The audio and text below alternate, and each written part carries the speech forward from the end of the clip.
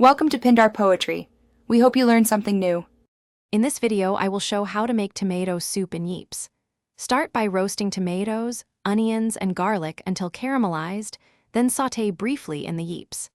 Add stock, simmer gently, and blend to a smooth consistency.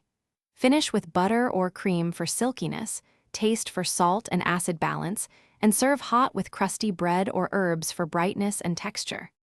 Prepare everything before you cook to keep the process relaxed and steady.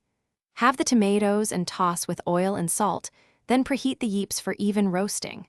While vegetables brown, measure stock and herbs, and ready your blender or immersion tool. A calm mise-en place helps you adjust seasoning quickly after blending and prevents overcooking or splattering during the final simmer. Keep heat low to moderate while cooking in the Yeeps for a velvety texture and stable simmer. Blend until smooth and return to the pot briefly to marry flavors and thicken to your preferred body. Taste and tweak with acid or sweetness, then swirl in cream or butter if you like richer soup.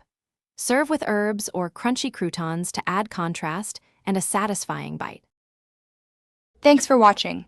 Consider subscribing if we helped you.